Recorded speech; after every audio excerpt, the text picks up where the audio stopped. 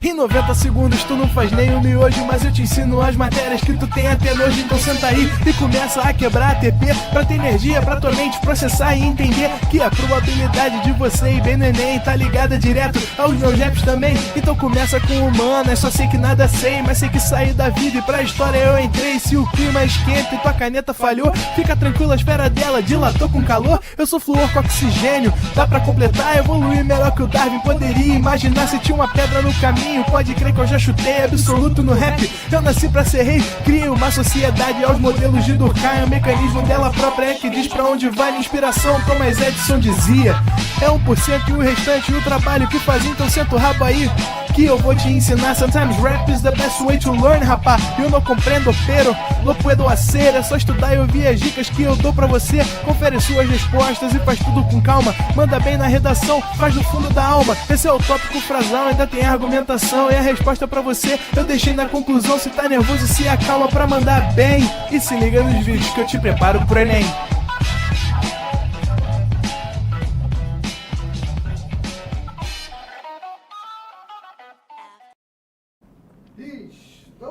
Estamos online, Vieira. Fala galera, fala indivíduos, falando pro Enem, sempre um prazer inenarrável estar com vocês mais uma vez, mais uma noite. Estou aqui com a blusa do Punch hoje, ó. Estou aqui novamente de rapper, né? Pra gente ter mais uma aulinha aí, pra gente conversar um pouquinho sobre liberalismo, beleza? Você provavelmente já ouviu falar sobre liberalismo alguma vez. Não é um conceito ou não é de alguma maneira uma nomenclatura que você nunca ouviu ou que você de alguma maneira nunca comentou, né? Pegou alguém falando ou algo do tipo. Quando nós falamos sobre liberalismo, as pessoas normalmente pensam, né, em algo ligado a questões práticas. As pessoas olham para o liberalismo como uma prática, uma política de governo muito ligada a questões atuais, né, de presidentes, de governantes, que de alguma maneira adotam isso como prática de governo. Só que as origens do liberalismo são muito anteriores, né? Só que as origens do liberalismo elas vêm de muito antes. E aí hoje nós vamos falar de dois grandes nomes do liberalismo. Vamos falar de um cara que é o John Locke. John Locke é o pai do liberalismo político, e vamos falar do Adam Smith, que é o pai do liberalismo econômico, ou seja, a aula vai se concentrar em dois autores e como que esses dois autores são pais desse sistema de organização política, econômica, social, né, que tanto influencia o mundo até os dias de hoje, beleza? Sobre o John Locke, você já sabe alguma coisa. Se você vem acompanhando um cronograma para o vestibular, provavelmente você já se deparou com o John Locke alguma vez, porque o John Locke é um autor muito famoso, muito conhecido. A gente fala sobre o John Locke quando ensina sobre iluminismo, quando ensina sobre empirismo, sobre contratualismo. Ele é um autor que tem muitas facetas, né? Mas sobre o Adam Smith, normalmente só se comenta ou só se fala sobre ele quando a gente está falando diretamente sobre o liberalismo econômico. E aí vamos lá. Primeiro eu vou te falar sobre o John Locke, né? John Locke é um autor que nasce no ano de 1632, então ele nasce, né, na primeira metade do século XVII, né? Ele nasce ali em um momento em que existe um absolutismo muito veemente, muito forte no continente europeu. Ele posteriormente vai ficar vivo, né, até o ano de 1704, então ele vive, né, ao longo do século XVII e ele vem a falecer no comecinho do século XVIII. Vale lembrar que esse falecimento dele no início do século XVIII, ele está falecendo em um momento em que está ocorrendo ali o início do processo iluminista, né, o que faz dele também um autor iluminista. Primeira coisa a te falar é o seguinte, o Adam Smith, ele é um crítico do absolutismo. Para quem não se lembra, absolutismo é a ideia de um único governante com poder soberano, total, completo, controlar, decidir os rumos do governo. Quando eu falo para você sobre absolutismo, eu falo para você da ideia de um governante mandar de forma soberana, total, completa. É uma forma de governo que ficou marcada por alguns nomes, como por exemplo Luís XIV na França, Henrique VIII na Inglaterra, que são governantes que mandam sem nenhum tipo de controle de outras esferas. Como assim? Eles mandam sozinhos. Não tem judiciário, não tem legislativo, ou se tem, essas esferas não têm o poder acima do governante. O governante está sempre um degrau acima, ele sempre manda nos demais controles, nas demais questões de uma sociedade. O John Locke, para criticar e para falar mal desse regime absolutista, ele escreve um livro. um livro chamado Segundo Tratado sobre o Governo. E nesse livro chamado Segundo Tratado sobre o Governo Civil, do John Locke, o John Locke vai falar para nós sobre uma coisa. Para ele, o homem nasce intrinsecamente, naturalmente, com uma coisa chamada direitos naturais. Como assim? Segundo Locke, nós seres humanos, nós seres vivos, cada um de nós, a gente nasce com uma espécie de direito que é intrínseco à nossa existência. Segundo John Locke, esses direitos que são intrínsecos, quando eu falo intrínsecos é porque estão dentro de nós, né? Esses direitos que estão dentro de nós estão conosco desde que a gente nasce e vão nos acompanhar até o dia que a gente. Esses direitos para o John Locke são o direito à vida, ou seja, ninguém tem o direito de tirar a sua vida, ninguém tem o direito de alguma maneira de reprimir a sua existência, de te matar, literalmente. Depois ele fala que existe um direito à propriedade privada, que é o direito a quem tem algum tipo de propriedade não poder ter ela retirada, ou seja, se existe alguma propriedade que me pertence, ninguém pode me suprimir, me retirar, me de alguma maneira, vamos assim dizer, cercear essa propriedade. E a outra coisa que ele fala é do direito à liberdade, ou seja, segundo a visão do John Locke, o ser humano nasce livre. E se ele nasce livre, ele tem liberdade plena, completa. E essa liberdade plena completa é uma liberdade de expressão, liberdade de fala, é uma liberdade de culto, ou seja, uma liberdade religiosa para eu poder cultuar a crença que eu bem entenda, e uma liberdade de pensamento. Olha o que o Locke falava sobre a liberdade de culto, essa liberdade religiosa. Ele dizia o seguinte, ó, coagir as pessoas em nome de uma religião seria um modo impróprio e ineficaz de difusão da fé. A crença religiosa não pode ser imposta, porque a coerção e a perseguição não são úteis para convencer o entendimento humano. Ou seja, a ideia fundamental aqui dessa liberdade é que ele está dizendo que não adianta eu querer coagir alguém a ter uma fé. Não adianta eu querer coagir alguém a ter uma religiosidade, porque não vai funcionar, porque não é eficaz, porque simplesmente não serve para nada. Essa pessoa não vai se render a uma religiosidade só porque eu quero. Então o Locke está falando que existe dentro do homem, intrinsecamente ao homem, alguns direitos fundamentais que ele vai nomear de direitos naturais: vida, propriedade e liberdade. Segundo ele, se eu garantir a vida, a propriedade e a liberdade, eu estou dando garantias fundamentais para que cada indivíduo, individualmente, possa buscar a sua felicidade. Então o que o Locke está dizendo é o seguinte, olha, nós não precisamos de muita coisa. Se eu garantir que você fique vivo, que você possa falar, se expressar, ter a sua própria forma de pensar, e que você também tem uma garantia que aquilo que for seu, ninguém vai lhe retirar, eu dou condições fundamentais para você poder ser feliz e você poder buscar a sua felicidade. E essa é a base fundamental do liberalismo. Por quê? O liberalismo vai defender governos que garantam isso aqui. O liberalismo vai defender modelos de governo que acreditem que isso aqui é o que deve ser ofertado para as pessoas. Então pensa no governo, na instituição governo. O governo ele busca ofertar hoje muitas coisas. Busca ofertar, por exemplo, educação. Né? Busca ofertar, por exemplo, saúde, do ponto de vista de ter um sistema de saúde. Agora, na visão lockeana, na visão liberal, isso não é necessariamente necessário. Necessariamente necessário ficou esquisito, mas isso não é algo obrigatório. Porque, segundo Locke, o que eu preciso realmente ofertar é isso: vida, propriedade e liberdade. É claro que eu estou falando aqui de um contexto do século XVII. O liberalismo, com o tempo, vai se modificar. Mas, naquele momento, era isso que eles pensavam que deveria ser a tarefa de um governante. E aí, vamos lá. Então, quais seriam as funções do Estado? Primeiro, garantir os direitos naturais. Então, garantir que as pessoas tenham vida, propriedade e liberdade. Segundo, a função do Estado seria também proteção interna e externa. Ué, Leandro, como assim proteção interna e externa? Uma proteção para quê? Tenha poder de polícia. O poder de polícia é a proteção interna, ou seja, o poder de polícia é a proteção em que dentro de um território eu esteja protegido. E ele também vai defender uma proteção externa, ou seja, que eu não tenha nenhum tipo de invasão externa. E aí vem as Forças Armadas, e aí vem o Exército, como grandes exemplos dessa proteção externa que deveria ser fundamental, que deveria ser necessária. A outra coisa que vai acontecer aqui é que também é função do Estado exercer um papel de justiça, um papel de resolver os conflitos imparcialmente. E aí eu quero que você entenda o seguinte: quando eu falo de resolver os conflitos imparcialmente, é você pensar na justiça. Repara que loucura é você escrever e você acreditar que tem que ter um juiz que resolva os conflitos. Isso é função do Estado. A ideia de ter um juiz, a justiça, alguém que defende, alguém que acusa, alguém que é julgado, alguém que é condenado, isso, segundo John Locke, é tarefa do Estado, ou seja, é tarefa do Estado promover essa resolução de conflitos de forma imparcial. Porque vamos supor que eu comece a entrar em discussão com o Renan aqui. estão brigando por algum motivo. E aí a gente chama uma pessoa para julgar a gente, ver quem tá certo. Essa pessoa ela tem um viés prévio, ela conhece a mim, ela conhece o Renan, então consequentemente ela tem grande chance de apoiar um dos dois. Agora, a ideia do Locke é que também é tarefa estatal ter pessoas qualificadas, preparadas para resolver conflitos de formas imparciais. E resolver de forma imparcial quer dizer resolver sem que você tenha nenhum tipo de envolvimento para com aquele que você vai julgar. Que você tentar resolver sem você ter nenhum conhecimento daquele que você está de alguma maneira fazendo e realizando o julgamento. Beleza? A gente fala que isso daqui é o liberalismo político. Tá? Por que liberalismo político? Porque é uma defesa de um governo liberal, ou seja, é a defesa de um governo que vai defender isso aqui, que vai ter essas defesas como defesas essenciais. Ou seja, o liberalismo político é a defesa de um tipo de governo que vai garantir direito natural, proteção interna e externa e a resolução de conflitos de forma imparcial. O Wesley mandou uma pergunta aqui falando o seguinte: qual a diferença entre contratualismo e liberalismo? Toda. Por que toda? Toda e nada. Deixa eu explicar por que toda e nada.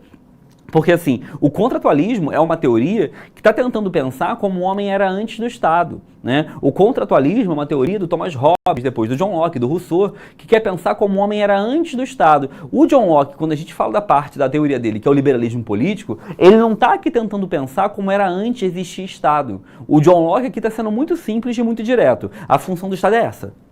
Então a intenção do liberalismo é você preparar um modelo de governo, é você pensar um modelo de governabilidade. E esse modelo de governo, esse modelo de governabilidade, segundo ele, que ele chama de liberalismo político, é um governo que tenha direitos naturais, que tenha uma proteção interna e externa, ou seja, polícia e exército, e que tenha justiça para resolução de conflitos de forma imparcial.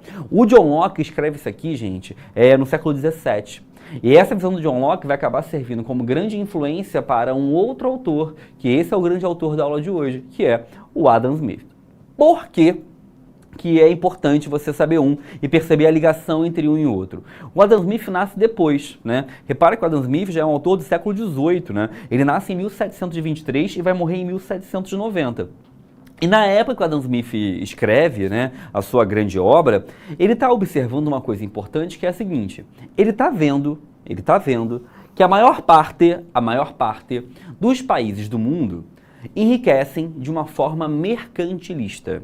Eu quero sua atenção total e plena agora. Os países que eram países absolutistas, eles tinham um modelo de buscar enriquecimento.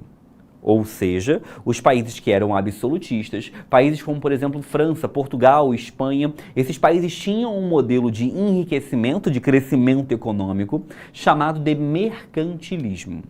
Esse modelo de enriquecimento, chamado mercantilismo, ele tem algumas características. Exemplos. A primeira grande característica do mercantilismo é que o mercantilismo defendia o colonialismo. Ou seja, o mercantilismo defendia que uma forma de você enriquecer é a busca por colônias. Ou seja, a forma de você enriquecer é você ter cada vez mais territórios coloniais. Um exemplo, Portugal. Regiões como Brasil, Moçambique, Angola, Cabo Verde, eram todas regiões que eram colônias de Portugal.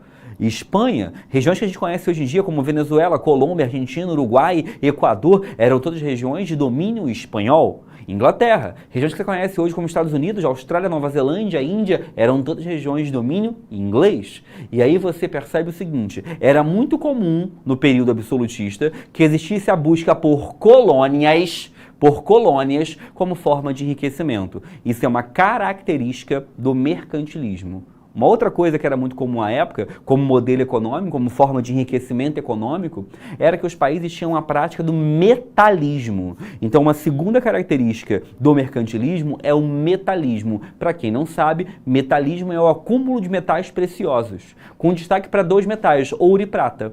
E aí você vai ter, por exemplo, países como Espanha, vindo no Peru e na Bolívia, nossos países vizinhos aqui, roubando todo o ouro e toda a prata, tirando as minas de Potosí, na Bolívia, a 4.100 metros de altura, e toma prata, e toma prata, e toma prata. Aqui no Brasil, países como Portugal, e na região de Minas Gerais, regiões, por exemplo, como Ouro Preto, regiões como, por exemplo, como Diamantina, vão ter suas terras exploradas, mineradas, para levar esses minérios para lá.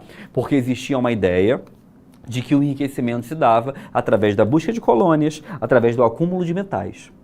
Uma outra coisa muito comum na época, né, do absolutismo, como modelo econômico desse chamado mercantilismo, é que além de eles terem colônias, além de ter o metalismo, também existia uma coisa que era a busca guarda isso, de tarifas alfandegárias. Tarifa alfandegária pode aparecer na sua prova com um segundo nome, que são tarifas de proteção.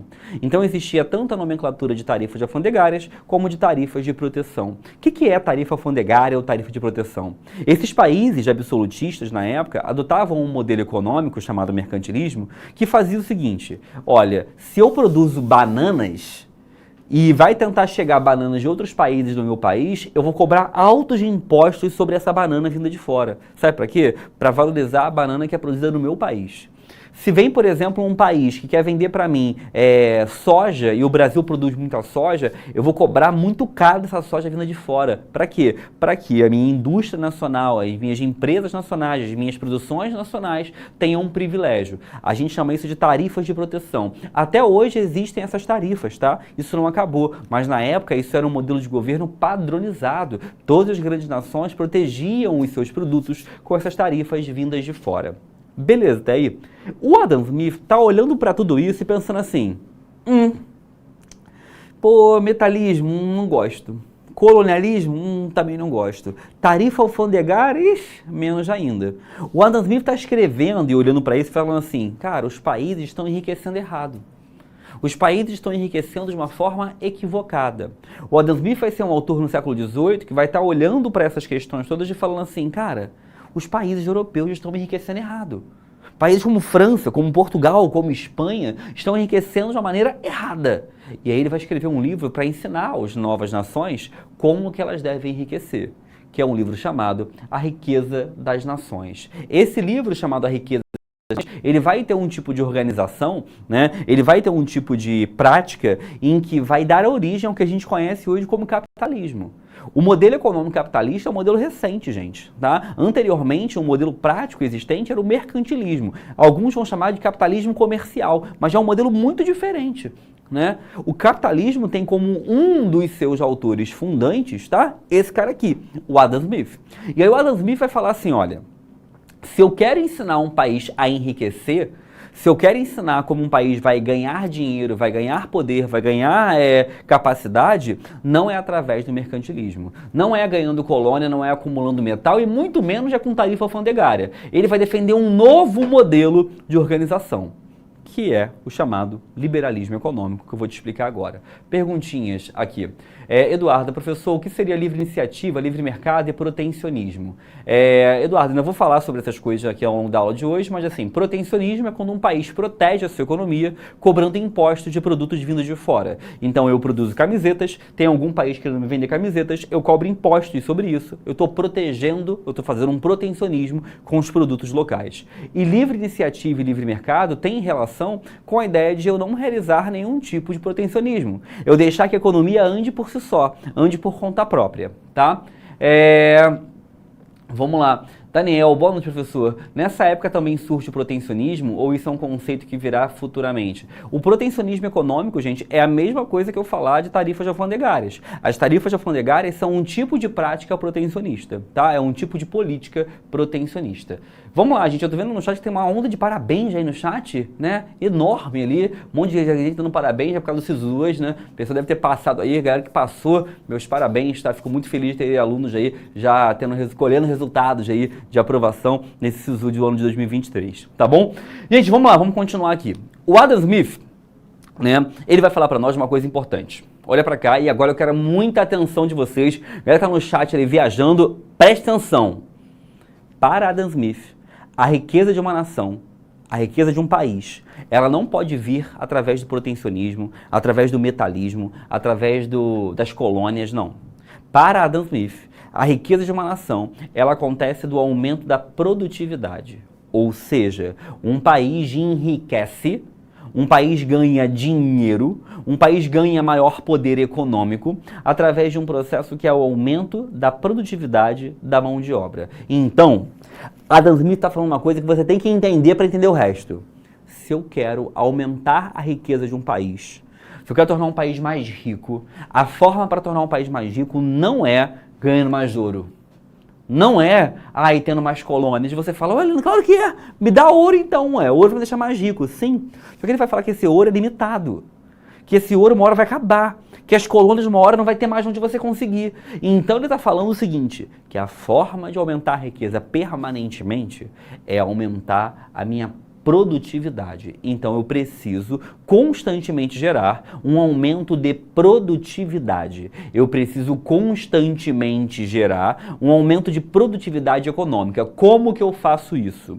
Primeiro, Adam Smith vai ser o cara que vai criar a definição do que é um trabalho, não é que ele vai criar, mas ele vai usar a definição de um trabalho especializado. Ou seja, Adam Smith, para dizer que eu tenho que ter um aumento na produtividade, ele vai dizer que eu devo aumentar a especialização do trabalhador. Segundo ele, dentro das fábricas, ao invés de eu ter um mesmo trabalhador fazendo tudo, eu preciso criar um trabalhador altamente especializado. Você aprende geografia lá, Fordismo. O Fordismo, o Taylorismo, eles se inspiram todos eles de Adam Smith. Mas olha para cá. Adam Smith vai falar assim, ó, vou te dar um exemplo. Aqui tem uma garrafa. Essa garrafa, algo simples, uma garrafa de água, ela para ser produzida tem que ter alguém que pegue o plástico, tem que ter alguém que corte o plástico, tem que ter alguém que faz os frisos desse plástico, tem que ter alguém que faça a tampinha, tem que ter alguém que faça o rótulo para lacrar essa tampinha. Ou seja, tem um monte de coisas e de tarefas envolvidas para esse simples produto ser feito e ser realizado. Era normal, antes do Adam Smith, que uma mesma pessoa fizesse tudo. O mesmo cara ia lá, pegava o plástico, cortava o plástico, dobrava o plástico, fazia o formato da garrafa, colocava a tampa, colocava o rótulo. O mesmo cara fazia tudo. A ideia fundamental do Adam Smith é que isso perde esse tempo. Você tem um conjunto de pessoas que não tem uma função especializada. E aí ele vai defender que deve haver uma pessoa para cada funcionalidade. Que deve haver uma pessoa para cada função. Ele defende que o trabalho tem que ser altamente especializado. Quer ver um exemplo? Pensa aqui. Um alfinete. Alfinete. Quanto você pagaria por um alfinete? Pensa, quanto você paga por um alfinetezinho de metal? Quanto você está disposto a ir hoje, por exemplo, a um lugar que venda produtos de costura, por exemplo, para você comprar e pagar um alfinete? Um alfinete, aquela coisa pequenininha. Você provavelmente vai querer pagar muito pouco. Você vai querer pagar, sei lá, R$1. Você vai querer pagar, sei lá, 50 centavos. Você vai querer pagar R$2. Ou se você for uma pessoa que está querendo comprar um alfinete muito legal, você vai querer pagar, sei lá, R$4. E aí você repara uma coisa importante. Ao mesmo tempo que você quer pagar pouco por isso, vou te fazer uma pergunta. Tu sabe fazer um alfinete? Faz aí então. Sabe fazer um alfinete? Não sabe.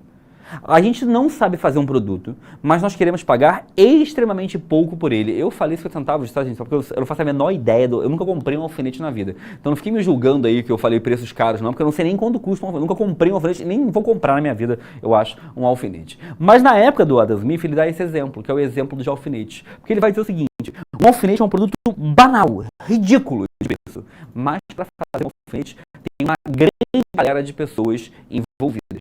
Tem que ter um cara que pega o arame, que desenrola o arame, tem que ter um cara que corta o arame, tem que ter um cara que afina o arame, tem que ter um cara, né, que lixe esse arame. Então tem que ter um monte de pessoas envolvidas. E aí ele fala que se tem que ter tantas pessoas envolvidas nesse processo, né, eu tenho que ter necessariamente uma produção que seja muito rápida e, consequentemente, que produza muito.